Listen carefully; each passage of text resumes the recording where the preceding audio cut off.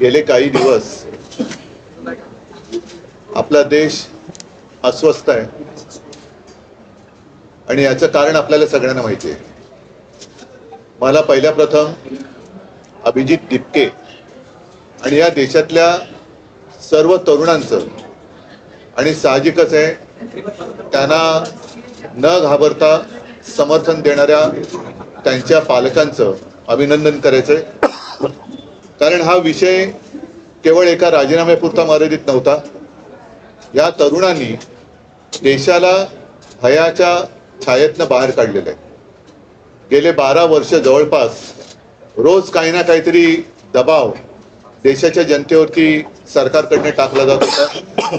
मग ते नोटबंदी असेल, इतर काही गोष्टी असतील आणि जणू काही या देशामध्ये आता लोक शिल्लक राहिलेलीच नाही आहेत, ती सगळी झुरळ आहेत, याप्रमाणे हे सत्ताधारी वागत होते. आज मला तो एक डायलॉग आठवला, तो पिक्चर मधला कुठला होता ना, एक मच्छर साला आदमी को, यशवंत सिनेमाचा. तसं एका झुरळाने हुकुमशहाला झुकवलेलं आहे. आणि ज्या तरुणांना झुरळ म्हटलं त्यांनी सुद्धा लक्षात ठेवलं पाहिजे की आपण केवळ खुर्चीत बसलाय म्हणून डोक्यात माज गेला असं वागू नका. देशातली युवा शक्ती ही जर का एकत्र आली तर काय करू शकते त्याची झलक आहे. मी आपल्यासमोर किंवा आम्ही सगळे आपल्यासमोर येण्यापूर्वी अभिजित दिपकेचं एक ट्विट पाहिलं आणि त्यांनी सांगितलं की आंदोलन अजूनही आम्ही मागे घेतलेलं नाही, कारण अजून 2 मागण्या त्यांच्या बाकी आहेत. महत्वाची मागणी होती ती धर्मेंद्र प्रधान यांच्या राजीनाम्याची. आता त्यांनी राजीनामा दिलाय का त्यांचा खाते बदल केलाय याच्यावरती अजून काही स्पष्टता नाही, पण त्यांनी राजीनाम्याचं पत्र हे सर्व माध्यमांसमोर दिलेलं आहे. आता हे झाल्यानंतर याविषयी जे प्रश्न निर्माण झालेले आहेत त्याचं पुढे काय होणार. कारण या आंदोलनाच्या दरम्यान भाजप सरकारचा एक बिभत्स भीषण गुन्हेगारी प्रवृत्तीचा चेहरा हा संपूर्ण जगासमोर आलेला आहे. ज्या पद्धतीने तरुणांवरती लाठ्या चालवल्या गेल्या, ज्या पद्धतीने तिथे आलेल्या युवतींवरती हात उचलला गेला. आम्ही जेव्हा गेलो होतो तेव्हा एक ती युवती अत्यंत व्यथित होऊन व्याकुळ होऊन सांगत होती तिच्या कपड्यांना सुद्धा हात घातला गेला. आता या पोलिसांवरती कोण गुन्हे दाखल करणार. आणि साध्या वेशामधले जे गुंड हे तिकडे घुसवले गेले होते, यांना शोधून त्यांच्यावरती कारवाई करणार की नाही. आणि एकूणच या विद्यार्थ्यांवरती जर कुठे जर गुन्हे दाखल केले गेले असतील तर हे मागे घेणार आहेत की नाही हे आता अमित शहानी सांगितलं पाहिजे. कारण या पोलिसांवरती ज्यांनी दंडुकेशाही केली, या तरुणांवरती लाठ्याकाठ्या चालवल्या, त्यांच्यावरती जर का कारवाई होणार नसेल तर मग कदाचित ही तरुणाई आता धर्मेंद्र प्रधानांकडनं अमित शहाकडे त्यांचा मोर्चा वळवल्याशिवाय राहणार नाही. असो, मला असं वाटतं की या तरुणांना खास धन्यवाद दिले पाहिजेत. याचं कारण असं, परत एकदा सांगतो की या देशामध्ये जणू काही आता लोक राहतच नाहीत, ही सगळी झुरळ आहेत. आपण काही केलं, कशी मस्ती दाखवली तरी हे चालून घेतली जाते. हा जो काय एक समज किंवा हा जो एक भ्रम भारतीय जनता पक्ष आणि त्याच्या मस्तवाल सत्ताधाऱ्यांनी निर्माण केला होता, ते चित्र यांनी भुईसपाट करून टाकलेले. म्हणून यांना मी पुन्हा एकदा धन्यवाद देतो की या देशामध्ये आधुनिक क्रांतीची ठिणगी विझलेली नाही. आधुनिक क्रांतिकारक जन्माला येऊ शकतात, त्याची एक चुणूक या निमित्ताने संपूर्ण जगाला आपल्या देशातल्या तरुणांनी राखून दिली. उद्याचा मार्च आहे हा नक्की होणार आहे. कारण हे एक महत्वाचं पाऊल आहे. अनेक वर्षानंतर लोक आपल्या भावना व्यक्त करायला लागलेले आहेत. आणि मी तमाम जनतेला आवाहन करतो, जसं काल सुद्धा आपण पाहिलं असाल की आम्ही असा विचार केला होता की उद्या जर का आम्ही मोर्चा काढतोय तर कालचा कार्यक्रम कशाला करायचा. पण हे जाहीर झाल्याबरोबर आदित्यला काय, अमितला काय, असंख्य लोकांनी संदेश पाठवला आणि सांगितले की नाही, आम्ही उद्या पण येणार आणि रविवारी पण येणार. आता तर धर्मेंद्र प्रधान यांचा राजीनामा झालेला आहे, त्याच्यामुळे ही युवा शक्तीची ताकद ही मोठ्या प्रमाणावरती उद्या मुंबईतून तमाम जनतेला किंवा तमाम दुनियेला आपण दाखवली पाहिजे. म्हणून उद्याचा जो काही मोर्चा आहे त्या मोर्चाच्या ऐवजी आपण काय नेमकं करतो ते राज सांगेल. पण उद्याचा कार्यक्रम हा असाच राहील जसा पहिला ठरवला होता तसा. तिकडे जमू, पुढचं राज सांगेलच. पण या पुढच्या आंदोलनाची दिशा मी अभिजितला सांगणार आहे, कारण त्याच्याबरोबर मी फोन करण्याचा प्रयत्न करतोय. कदाचित तिथलं नेटवर्क जाम झालं असू शकेल, तिथे जामर लावलेत. त्याच्यानंतर त्यांच्याशी बोलून अभिजित आणि त्याचे सहकारी काय ठरवतील त्याच्याप्रमाणे सगळेजण पुढे जातील. उद्या शिवाजी पार्क मैदानामध्ये वीर सावरकर मार्गावरती तिथेच व्यासपीठ असेल. उद्या तिथून सिद्धिविनायकला जे जाणार होतो तर तिथेच असेल आणि तिथेच सगळेजण जमतील. आणि तिथेच खरं तर हा या तरुणाईचा हा विजय आहे, खूप मोठा विजय आहे. याचं जर एका वाक्याचं वर्णन करायचं झालं तर या जेनझीनी सरकारच्या झिंग्या उपटलेल्या आहेत आणि त्यांना जमिनीवरती पूर्णपणे आणलेलं आहे. हा मला असं वाटतं खूप मोठा विजय या तरुणांचा आहे. त्याच्यामध्ये दिपकेंचा त्याच्यामध्ये खूप मोठा वाटा आहे. आणि जे आज राजीनामा कधी कुठच्याही गोष्टीला मस्तवालपणे उत्तर देणारं जे सरकार आहे त्या सरकारला माघार घ्यावी लागली एवढ्या मोठ्या प्रमाणावरती. एवढं मोठं आंदोलन आज देशभर उभं राहिलंय आणि त्याचा जल्लोष मला असं वाटतं होणं गरजेचं आहे. आणि त्याच्यासाठी म्हणून उद्या सगळेजण शिवाजी पार्कला तिथे जमतील. जो रोष होता तो केवळ धर्मेंद्र प्रधान यांच्यावर नव्हता, तर आता रोष जो आहे तो पंतप्रधान यांच्यापर्यंत. मी कालच म्हटलं होतं की हा जो राग आहे आता हा प्रधानांवरून पंतप्रधानांवरती गेलेला आहे. आणि एक गोष्ट तुम्हाला सांगतो की याच्या पुढचे जे काही निर्णय आहेत हे मला असं वाटतं अभिजित दिपके हे जे घेतील त्याला आमचा पूर्णपणे पाठिंबा असेल. त्यांनी ह्या गोष्टी सुरू केलेल्या आहेत, निर्णय त्यांनीच घ्यायचा आहे आणि ते जे ज्या प्रकारचे निर्णय घेतील त्याला मला असं वाटतं देशातला तरुण पाठिंबा देईल. साहेब, ही घटना राजीनामाचं पत्र दिल्यानंतर देवेंद्र फडणवीसांना अमित शहानी दिल्लीत बोलावून घेतलेलं आहे. कदाचित महाराष्ट्रामधून पुढचा शिक्षण मंत्री असण्याची शक्यता वर्तवली जाते. तर याच्यावर तातडीने बोलून घेतलं. तुम्हाला काय वाटतं? तुम्हाला जेवढी बातमी कळली तेवढीच आम्हाला कळली. ह्याच्या पलीकडे आम्हाला काहीच माहित नाही.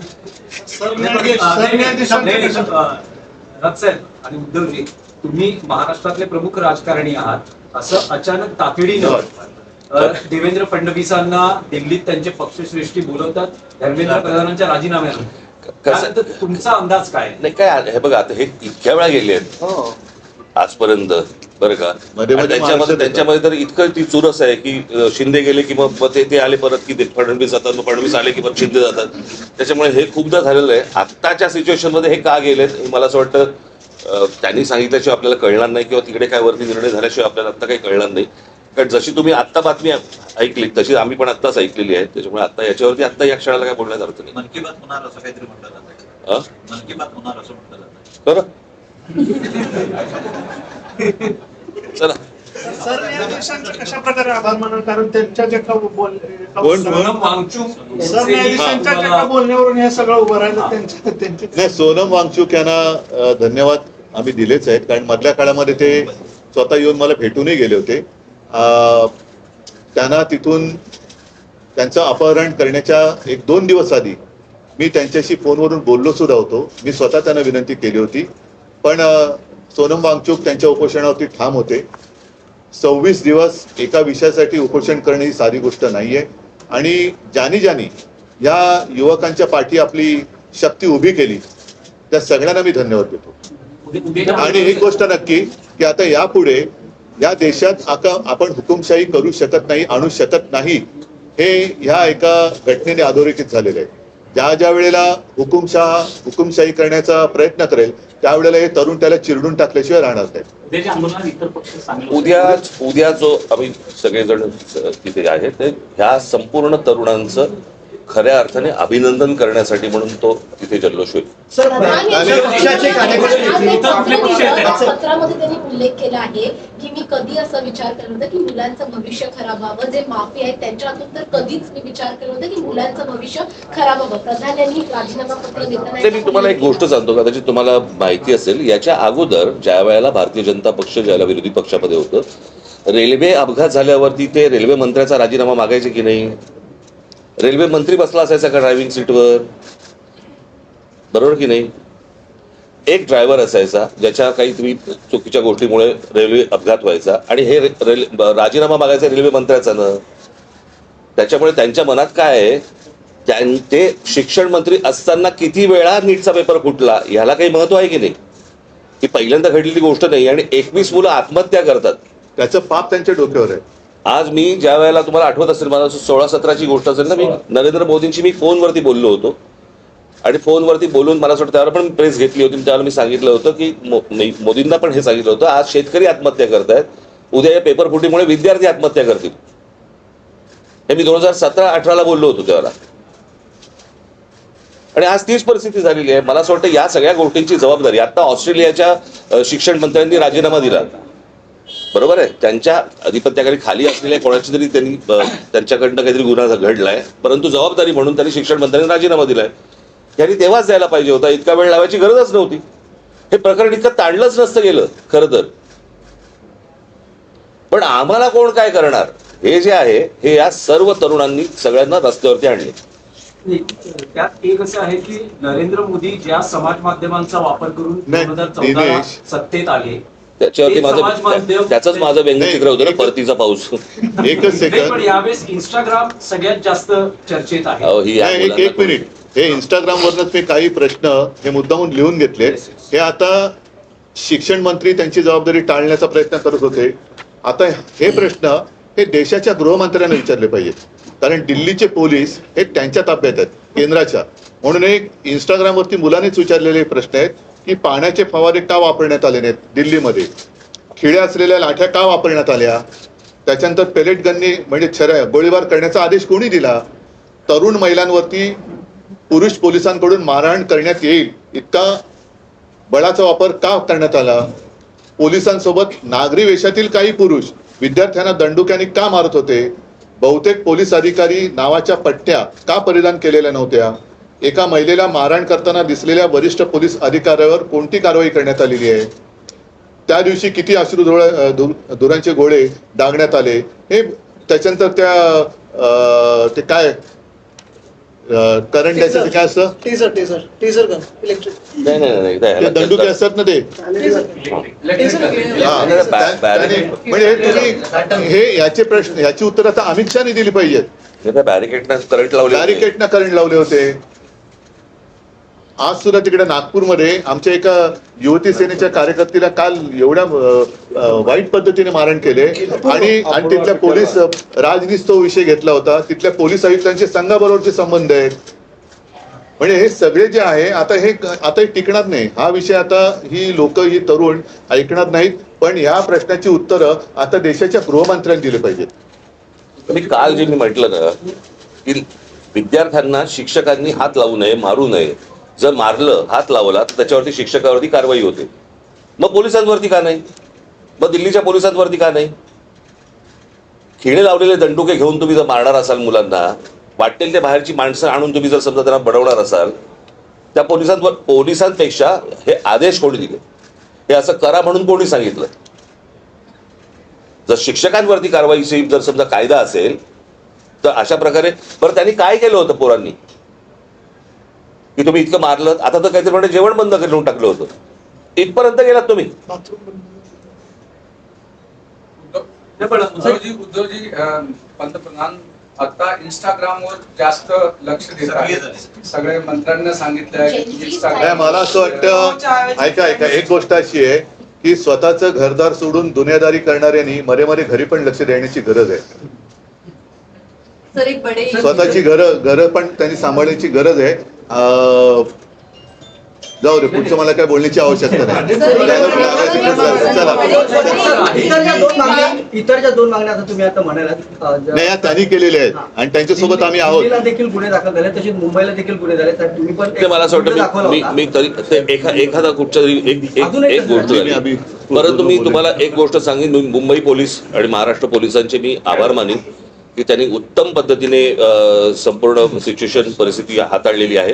अशी कुठचीही परिस्थिती महाराष्ट्रामध्ये आज मुंबईत होत आहे, पुण्यामध्ये होत आहे किंवा इतरत्र कुठेही असा महाराष्ट्र पोलीस किंवा मुंबई पोलिसांकडनं गोष्ट झालेली नाही. मी खास करून त्यांचं अभिनंदन करेन किंवा त्यांनी उत्तम प्रकारे त्यांची जबाबदारी पार पाडली. उद्धवजी राहुल गांधींनी सुद्धा पंतप्रधानांच्या घरासमोर आंदोलन केलं होतं, त्यांच्याशी याच्यानंतर आज काय झालं, त्याच्यानंतर फोनवर काही बोलणं झालंय? थांबा ना, आता एवढा मोठा विषय. चल. चल, धन्यवाद.